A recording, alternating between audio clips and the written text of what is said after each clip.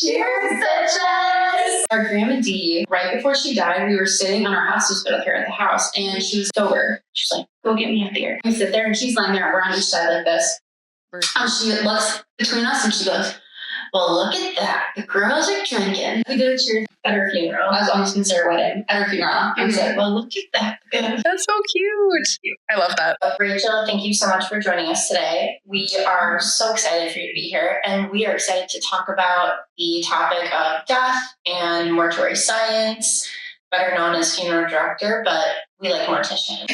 Love it. When you show up to a party, you are the party trick. Because everybody thinks you're so fascinating that they just want to ask you all the questions about your job. That is the good and the bad of it. Someone will tell everybody that I'm a mortician, and then I become the center of a party, and I get asked the weirdest questions, and I cannot blend in. What's the weirdest question you've been asked at a party? It's your standard. Do dead people sit up? They do not. People will just ask weird things, old wives' tales, anything they've ever heard about death or dying. That question is always what comes up at a party. So crazy. My question is really obscure. It's like, what's the largest penis you've ever seen? And she asked earlier about implants, and I was like, I feel like I've seen that on TikTok, but that's great. Do they keep them? They do. I've had many an individual who has come through with implants. A little well endowed. Mm-hmm. Does the formaldehyde or anything? Not really. It's all medical grade product, and breast or penile, none of that really has a whole lot of blood flow there, especially once an implant has been placed. So you really don't have a whole lot of distribution to that area of the body. So you really don't get any difference from formaldehyde or embalming fluid. If you put embalming fluid into a penis, would it just like...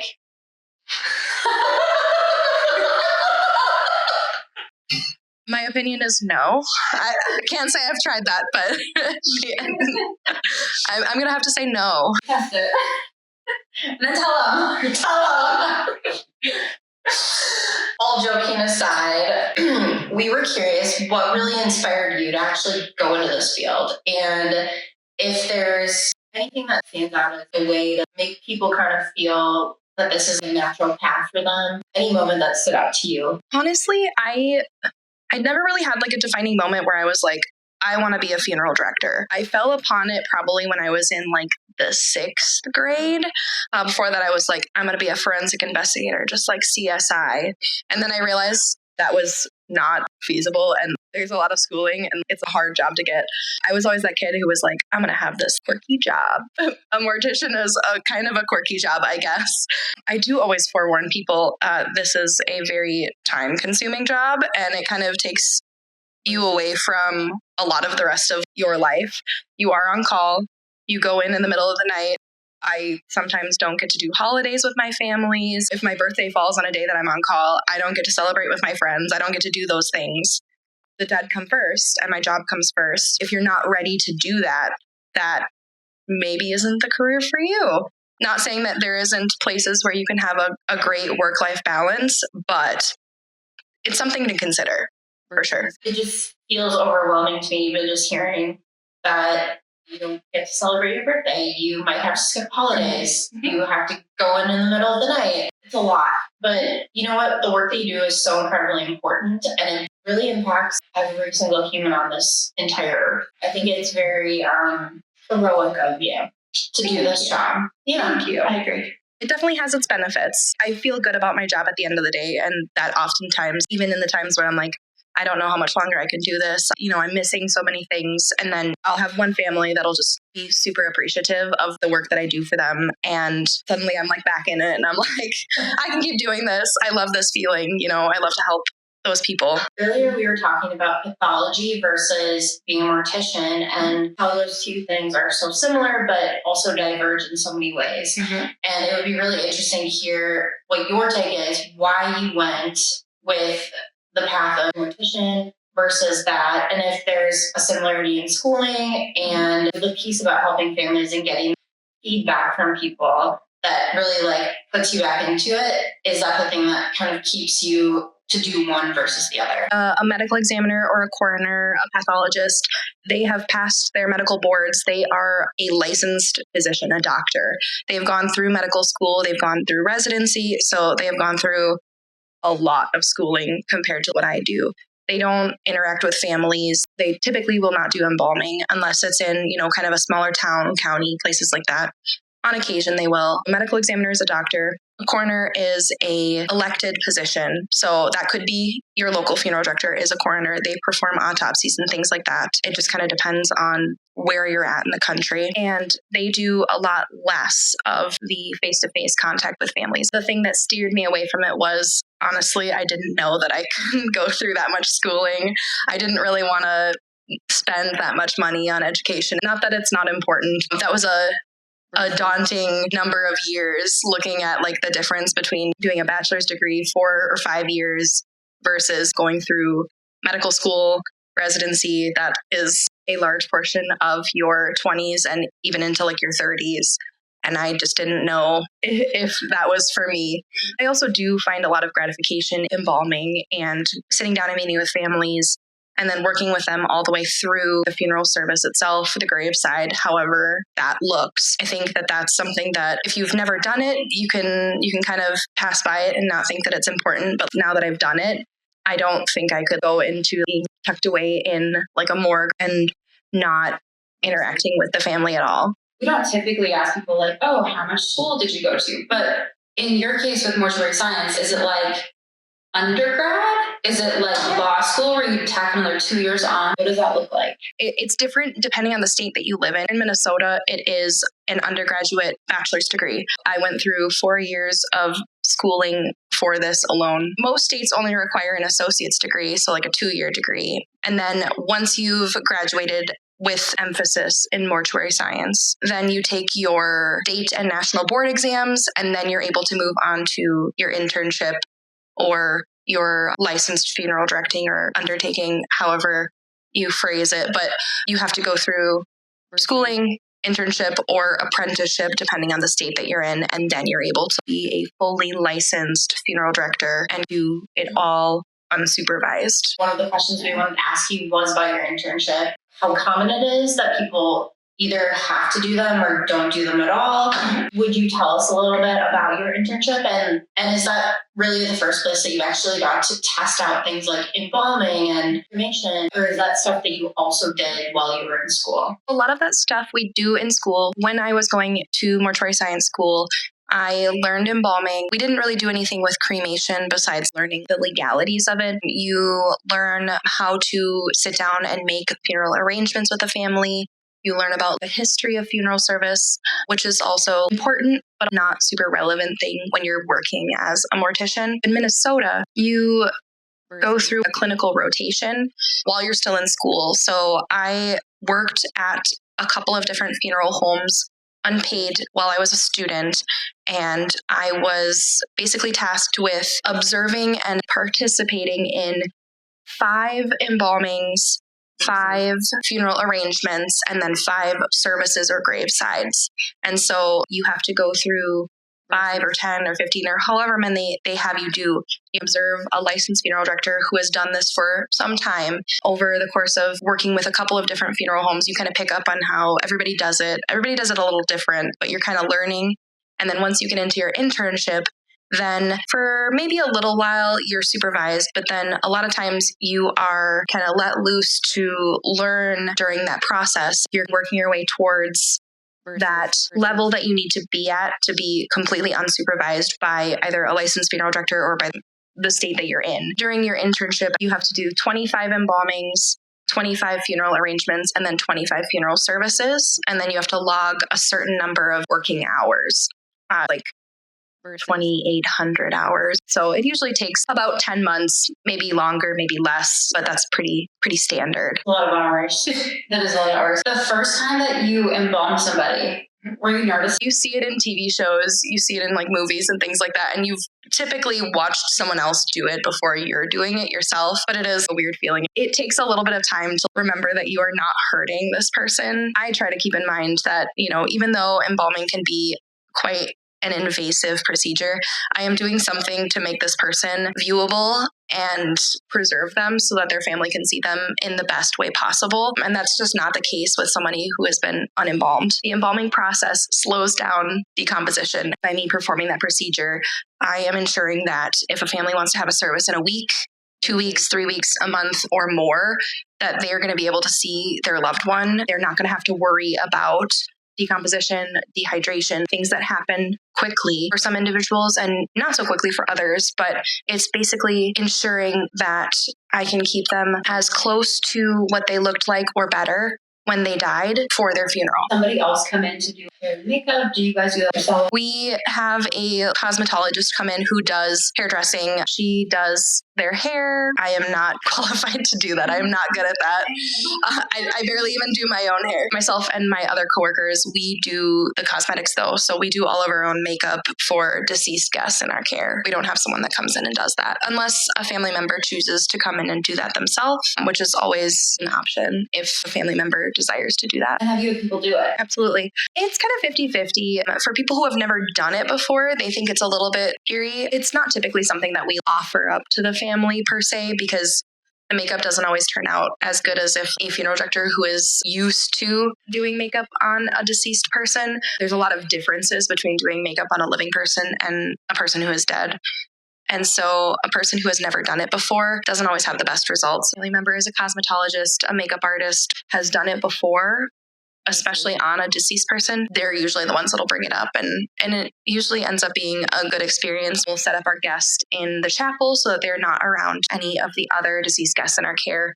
We would never do that in the same room as someone that is not their loved one or the person they're being paid or hired to do the cosmetics on. So they're set up in like a private space, and then they're able to do that makeup during whatever time works best for them. Can you tell us about the longest guest you've had at one of the funeral homes that you worked at? Legally, I don't know that I can do that on the internet. This deceased guest was brought into our care and embalmed, and she was supposed to be buried at a veterans cemetery. She was supposed to be buried fairly quickly. Within a couple of weeks, we stopped receiving updates from the family. There was a family member who was not able to guarantee timing and things like that. So we kept pushing it back. And then after so much time, we stopped receiving responses to our phone calls. I want to say it was like 9 or 10 months had passed. And we were truly trying to figure out what our legal options were and reaching out to the state to be able to get this deceased person taken care of. Eventually, we were able to get a hold of the family. At that point in time, she was no longer able to be viewed by the family because, again, embalming only slows down the decomposition process. It does not stop it. Even in like Egyptian times, the embalming process is used for mummification. And that is what starts to happen to deceased guests after a certain amount of time. There is enough dehydration that the body just starts to basically mummify itself. That was beginning to happen on extremities. And so she was no longer viewable. The family ended up having to just have a closed casket service at the graveside and have her buried after that much time. I forgot about mummification. Yeah, I did too. I mummified a fish when I was in like second grade, I think. That's cool. Oh, Did you tell on the internet that you wanted to be a mortician for a little bit growing up too? I always have thought it's like a very interesting job. Can you re-embalm somebody? Yes and no. You can certainly try doing injection of chemical again after a certain amount of time has passed. Vessels start to collapse. Basically, your whole goal when embalming is to create the least amount of disruption within the body. And so by reopening, you're creating points of dehydration, of leakage. Oftentimes what you would want to do in situations where, maybe the body has not taken the embalming as well as you would like, there are topical chemicals that you can use to preserve the tissue from the outside in. And so that's a lot of times what you would do. You have less options other than reconstruction for like the face or hands. But for like legs, arms, the torso, things that are covered when a person is in a casket, then you have that option of topical creams or gels, firm and preserve the body further. That was going to be my next question. Reconstruction. Do you do a lot of it? Do you see a lot of it? Is it something that you have to convince families to not show a body if you're unable to reconstruct? Is there a legality if somebody has started to mummify, like you just mentioned, and you're unable to show them? Technically, the family does have a right to see their loved one. We can strongly discourage it oftentimes, if someone, in our opinion, is not viewable, we will have a family sign a waiver that's basically saying a licensed funeral director who has experience in this is telling me these are conditions that may be present. These are the reasons why we don't believe that you should view them. If it is to a point that is so bad, a funeral home can ask a family to reach out to another funeral home to take over their loved one's care. If you truly are in a position where either morally or legally you don't feel you should be showing the deceased guest to the family, that is a situation that can occur. In certain situations like reconstruction, we would explain the circumstances that we're seeing. We can explain the things that we can do in order to make them as presentable as possible. If it's facial reconstruction, there are things like wiring, wax, makeup, heavy cosmetics. That's something you can do. Hair restoration, you can always use synthetic hair to recreate the look of hair that has maybe burned away or been, pulled, removed, however it was done. Those situations don't come up very often. And a lot of times, families have already interacted with either the medical examiner or a coroner or even the police who have told them, this is the situation. And the family is already at a point where they don't desire to have that be their final viewing of this person. Not a whole lot of situations that I would tell a family we won't do it or we can't do it. I would say the only real time when that occurs is when there is really heavy decomposition or something like that. If a person was not found for some time, then I would highly recommend embalming in a closed casket. I never encourage cremation, but that's oftentimes how families choose to move forward. I would say maybe a handful to 10 times a year where I have to have like a really hard conversation. Oftentimes those conversations, like I said, have already been had by like either the medical examiner or police or things like that, or other family members who maybe have seen the person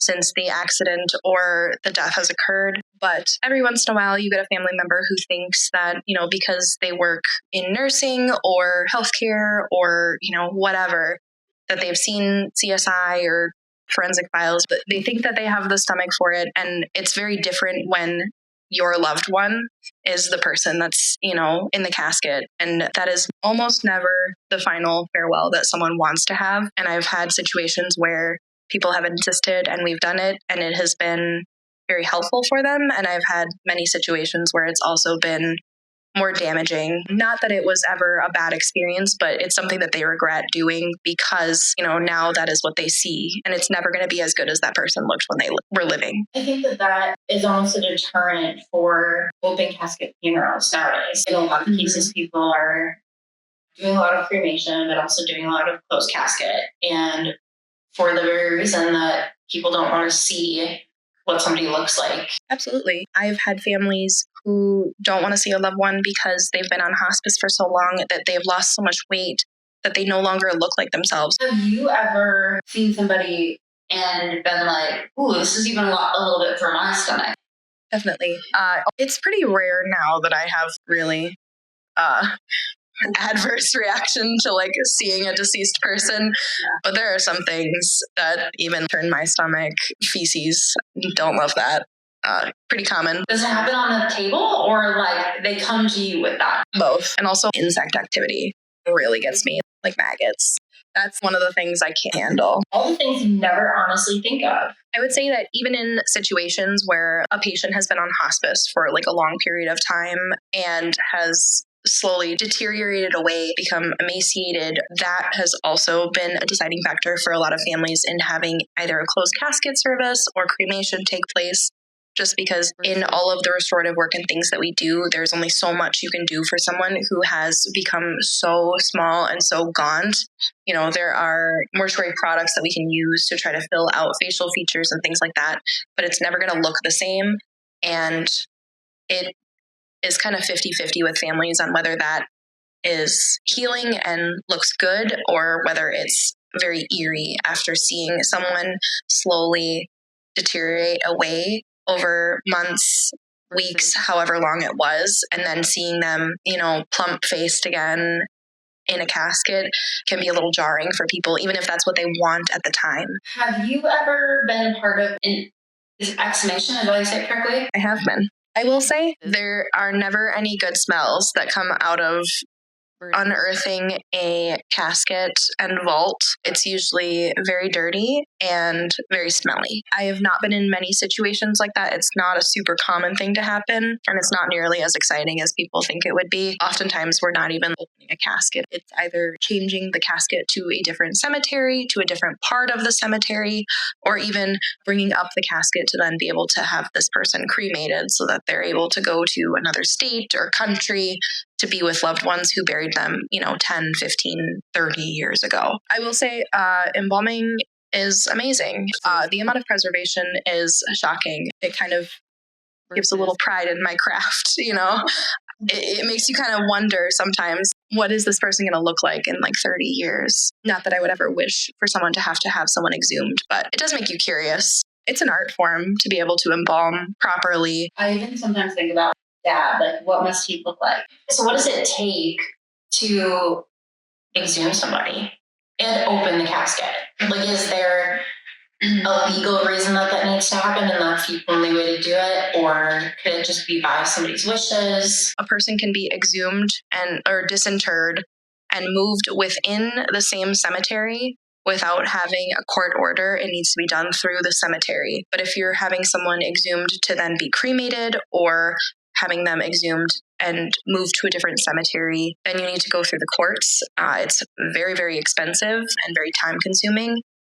And after all is said and done, basically the judge will make you reach out to every person who has some relation to this person. So if it's like a parent, you have to reach out to all the kids and sometimes even grandkids and make sure that they are okay with this happening, even if they're not financially responsible for it. If one person is not okay with it, it won't happen, which is scary, but also a good thing when you have, strife in families. You want to make sure that everybody is on board because disrupting the place of rest for somebody is a very serious thing.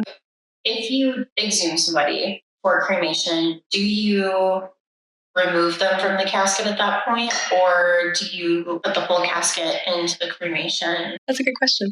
If they're in like a wood casket or like a cloth covered casket, so like wood with cloth over it, then they would just stay in the casket and just be placed right into the retort, the cremation chamber, just as they are. Typically, we don't even open the casket in those situations. If someone wants us to open it, then we would. If the body's placed in a metal casket, the crematory operator is typically the one that does it, but they remove the lid just because when a body is cremated in a metal casket, the casket itself does not cremate. The body and the interior of the casket is what's cremated. And then the whole entirety of the casket itself is disposed of after the cremation process. So it's typically a little bit more costly to do that because you are having to dispose of a large vessel. Once it's gone through the cremation process, a little less scary, but still, you have the lid and all the things. And so it's a little costly. It's a little bit more work for the crematory operator. Do you operate the crematories? Some funeral directors do. I do not. I am not licensed as a crematory operator. There's like a course that I can pay and take and become licensed in it. But for me, our funeral home that I work for does not have a crematory on site. We use a third party. So there's really no reason for me to be licensed as a crematory operator. It is certainly something that a lot of funeral directors are because they either work for a funeral home who has a crematory on site, or at some point in their career, they ran a crematory or helped run a crematory. Oftentimes, same as morticians, we like to keep the license that we've worked really hard for. And so regardless of what you got to do, you pay the money and you do whatever it takes to hold on to that license. I suppose a lot of continuing education along the way. Yes. I believe it's like 15 hours a year. 15 hours every 2 years, something like that. A lot of it we get done at national or state convention where you go and take classes put on by other funeral directors or, chemical companies that'll kind of teach you how to use new products, new techniques, legality changes, things like that. So it is very time consuming, but also very informative and very helpful. It kind of keeps funeral directors, morticians accountable for staying up to date, learning new things, and making sure that funeral service is progressing rather than staying stagnant. I did actually one time when I was younger go to a funeral director convention. You did? I did. I was in like 8th grade maybe, and A friend of mine, her dad is a funeral director, owns a funeral home. He was going to the conference, and it was at like a pretty nice hotel in a nearby city, and we just went to hang out with people. But we did go, and I did see caskets. Like they had them out for people to kind of like see and touch. Yeah, there's like usually a showroom floor. They'll show the new embalming machines. Every company has like their own machine that you use for embalming, and you can see chemicals, you see caskets, you see new hearses, or there's software companies there, all the different things. Has any family ever asked you for things that you would consider unusual or not super normal? I've had unusual circumstances where a family doesn't want to pay for the alternative container that a body is placed into for cremation. They ask if they can bring me a refrigerator box. I've heard that a couple of times from multiple families. A refrigerator box? I think to people that seems like the correct size, like long enough. Probably less expensive to get the container than it is to buy a refrigerator. Absolutely. Unless you have a friend who bought a refrigerator recently. One of the most strange requests I've had going through what's going to happen with cremation. I ask if someone has a pacemaker. That's something that we remove before cremation takes place because it's got a battery in there. We don't want to cremate that. And if you accidentally did? A small explosion that can damage the retort, the cremation chamber. In some situations, it does cause real physical harm to other people, depending on the design of the cremation chamber. We always want to remove that. I'll ask about that, and then they'll be like, but what about so-and-so's hip replacement? It's just metal, so after the cremation is done, it's disposed of as medical waste. I had a gentleman ask me for the hip replacement back. He wanted it back because he wanted to put it in his car as the gear shift. We gave it back to him. It's been through cremation. It's sterilized. I wouldn't want to touch it per se. He was not the only person who's ever asked me about that. He's the only one who's gone through with wanting it back, though. I don't know if he ever did it. Do you ever want to own your own funeral? It sounds like a lot of work and very expensive. I don't think it's a money pit or anything like that. You take on a lot of work in the beginning, and unless you have a very established community, it's a lot of work, and it's hard to find a consistent staff that is, one, young enough to stay on long enough, but is going to stay around long enough. We talked about schooling a little bit earlier and an internship. And I guess we were curious, do people go into this field and figure out at some point that this isn't for them? Two major times when people decide that funeral service is not for them. One is people who are in school and are just not keeping up in classes, or discover that they really don't enjoy the embalming process, caring for the deceased. Not that they don't enjoy it, but that it is not something that they can do. There are people who find that I don't want to be around a dead human body, like at all. And it's kind of hard not to be in funeral service. There are certain jobs, but it'd be pretty hard. And then there are people who discover that they are not in a position to pass the national board exams. There are folks who, when taking their national board exams, either figure out that they have not studied enough, are not equipped to take such a expensive and extensive exam. Once you take it and you pass, you're done. You don't have to ever do it again as long as you keep up your license. But some people either are afraid to take it and take that jump into spending the money, or people who continuously are not passing the exams. That's a cutoff point.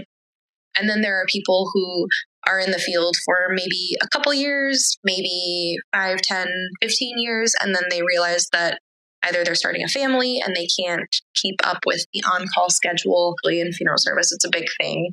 Once you're a little ways in and you get either burnt out or your life situation changes and you no longer can keep up with every other night, every other weekend on call, or missing holidays, missing birthdays, missing all of the things, is a big determining factor for a lot of people in leaving funeral service. If you leave, you have young kids, and then, they grow up and they're in high school, can you come back? As long as you keep up with your continuing education and you continue to report, it's a little costly to keep up with it, but as long as you keep your license up every year, you renew it, you pay and do your classes, you can always come back and do it at any point in time. And most funeral homes are very willing to rehire someone who has experience in funeral service. If I was to ever leave funeral service, I would never let my mortician's license lapse because I put a lot of money, time into this. Even if you're putting a couple $100 every year into maintaining that license, you can always go back. And I think that's worthwhile. You can retake the board exams again. I imagine that it would be very hard to repass those exams without a lot of time and studying. I'm sure there's people that do mortuary science, but they do it in a different way. Teach seminars or they do extensive reconstruction work. They are paid to come in the worst situations. I think it's amazing work and I think it's super cool. Is a family willing to pay that amount of money? I've never really priced it out, but I would have to imagine it's probably in the 8 to 10 for certain levels. You're also paying for this person who travels around the country to come in, and then you're paying typically an hourly rate or any of the tools and things that they use. You could work on someone for 3 days, 8-hour days, depending on the work that needs to be done. It's rare that those situations occur.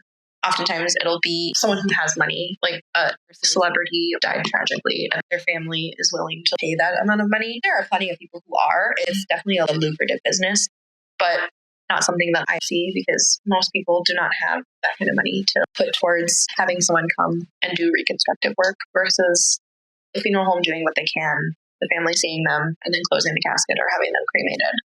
And that's okay too. The average cost that you see across everything. Full traditional funeral, those typically range from $12,000 to $15,000. Can be more, can be less. A direct cremation, some funeral homes will do it for $1,200, $1,400. If you're doing a full cremation service, they're cremating through our funeral home. They're having a memorial service. They're being buried. Usually range $8,000 to $9,000. Paying clergy or churches. You go to some churches that have $1,000 in fees. You have to pay the pianist and the soloist and the pastor, and then there's a funeral coordinator.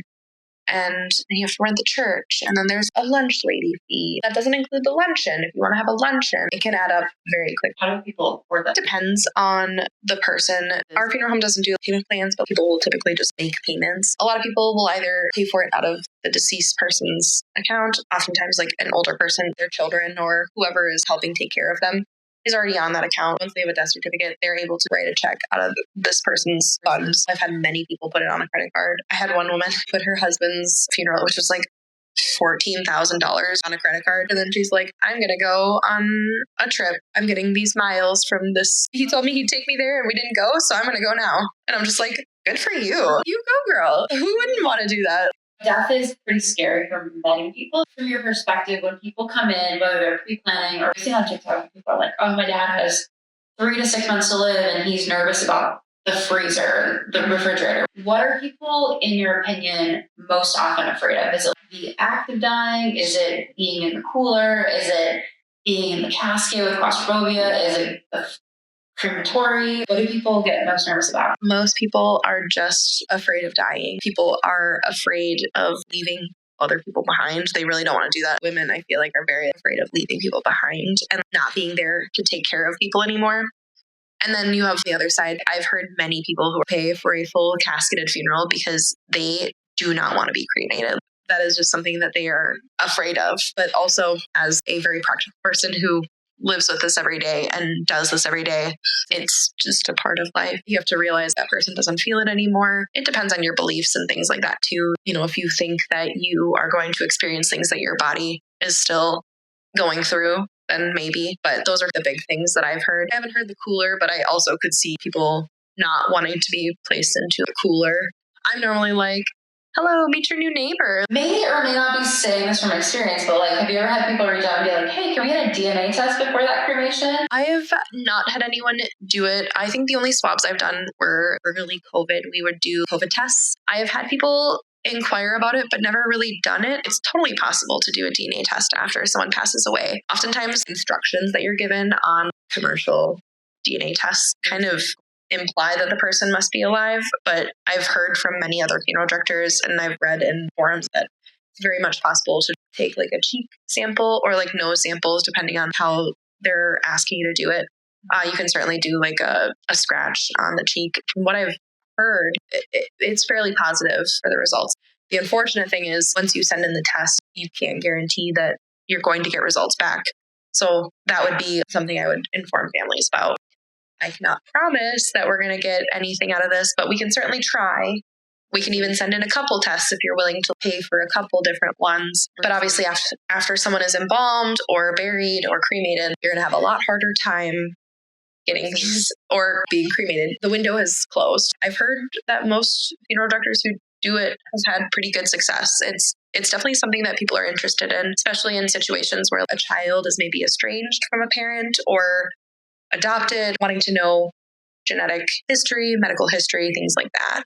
You didn't know that you should pick an outfit before things start to get a little bit of rigor mortis. It takes a bit of force, but rigor mortis can be broken by just bending the arm, and then it's loose again, and it stays that way until embalming happens. And then it firms up again from the chemical. Rigor mortis is a chemical reaction in your body, and it lasts for like 6 to 12 hours. It's a chemical reaction that causes the muscles to clench, which is why you usually tighten up like this. If you bend it and out, and like once you like break it, so basically like loosen the muscles, then they're floppy again. I should have taught you how to do that before this happened. Nobody told us either that if somebody on hospice dies and they're in just something comfortable, like a t-shirt, they were like, would you like her to be in something nice? It had not even crossed our mind. I think that's a takeaway. I don't know if you tell people this, but we had gone to the funeral home. We were totally pre-planned with them. They should have maybe said to us, when this happens, here's what you do. Mm-hmm. And if you'd like to put her in an outfit, they were like, would you like to? And we went into the closet and we're like, oh my God, quick, pick something. Even if someone is being cremated, we're like, we want her or him dressed in this.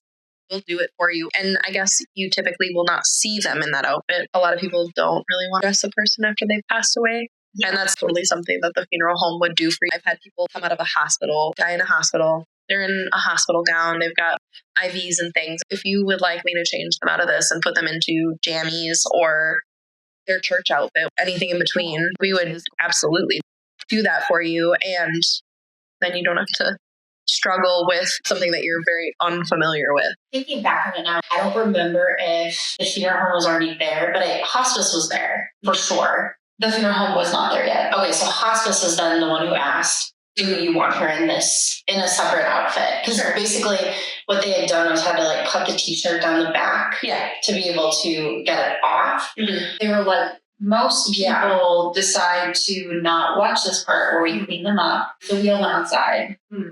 But we did give a dry death. And we're really proud of it. Yeah, we thought we did pretty good. We were like hospice workers for a period. I love it. We had a good contact. Yeah, we did. The internet should know that Rachel helped us. That's right. And we even offered to come over and take the pacemaker out if we need that. I did. They're going to charge you for that. Let me know, and I will drive over and do that for you. I'll bring my own tools. When you take that out, do people bleed? It depends on how quickly you remove it. I would not remove pacemaker if someone is being buried, just because I don't want to cause any disruption. They can be buried with their pacemaker. That's no problem. If someone's being cremated, I typically would do it right before they're going to the crematory to be cremated, not cause that disruption so early on. If you did it right after someone died, yes, they would bleed quite a bit probably. If someone has been sitting in a cooler for 24 hours, 48 hours, however long, it just depends where you are and how quickly cremation approvals come. A lot of times they're cold, but any surface level capillaries, that has all kind of settled to the back of them. So those are all pretty much empty at that point in time. You're only going to get, if anything, very surface level bleeding. If it's on their side or on their back or on their front, the blood pools with gravity, and that'll create staining where you get kind of like a reddish purpley color. And that's something that is sometimes permanent, sometimes not. It depends on how quickly the body is shifted, if embalming takes place, things like that. When you cremate somebody, you see blood. It's all pretty much gone. Once the cremation chamber is closed, you're not really seeing a whole lot of anything. The temperature is so high that after cremation, all that is left is truly just bone. A lot of times it's kind of collapsing in on itself. After the body is removed from the cremation chamber, then it's put into a machine that processes the rest of the bone fragments to pulverize them into that powdery, thin substance that you receive back as ash. You're not going to get chunks, like you shouldn't be receiving large chunks of bone. Small, sure. You shouldn't be receiving anything that's large and identifiable. In the cremation chamber, pretty much everything burns away. It's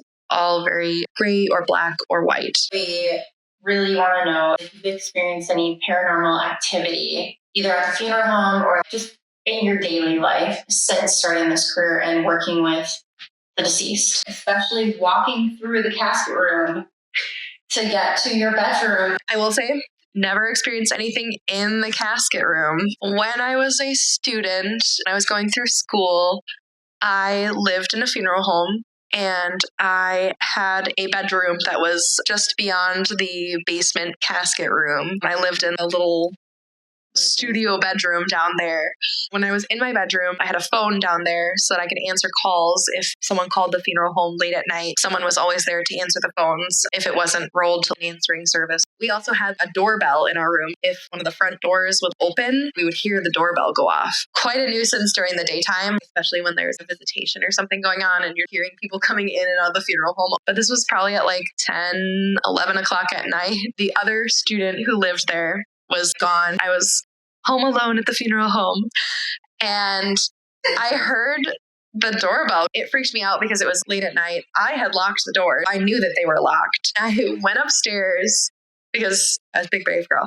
I walked through the whole funeral home with my phone flashlight and I was checking all the doors and I was trying to convince myself that it was like a person that was taking the bus or on the bus route, or it was a homeless person who came in, or a family who found a door that didn't latch or something. I was convinced that's what it was. I checked every single door and every single one was locked and there was nobody in the funeral home. So I went back downstairs to my bedroom. I was just watching a show and doing homework or something. And it happened again. I did the same thing over again. I don't know what to call it. Maybe it was paranormal. I checked the doors and it happened again. There was at least one or two deceased guests that were in our preparation room or our care center at the funeral home. I would say that was probably the closest I've ever come to a paranormal experience at the funeral home. And to clarify, it was an interior door that had a doorbell too. The exterior door was closed and locked. The interior door was what had the doorbell, and that was what was going off. That's why I always thought that was creepy. That's really my only paranormal funeral home story. And it's not super scary or anything like that, but it was really eerie to wander a dark building. If I thought I would like find somebody, I don't know what I would have done. But I never found anybody. I don't know what it would have been other than, something paranormal. Wow. Oh my God, that makes me so scared. Yeah. Do you believe in paranormal activity? I think I do. Yeah. I don't know that I've really experienced a whole lot. I would say it's kind of 50-50 with death care workers on whether they believe it or not. I think it's no different than people who believe in an afterlife. I think that things can still happen. If not at the funeral home, what other place where the dead maybe join you is at the funeral home? We are going to have you back for round 2, where we are going to eventually talk about the different types of cremation, whether that is fire, water, earth, air, all the elements. Wind with sky burial. Have you heard of this? It's a thing. You can put someone's ashes in airworks, burial at sea. Burial at sea is totally something that was on like the national board exams. There are specific places that the holes need to be placed in a casket. It is very technical and very regulated. We all learned about it. So that is totally something I would love to brush up on and talk more about.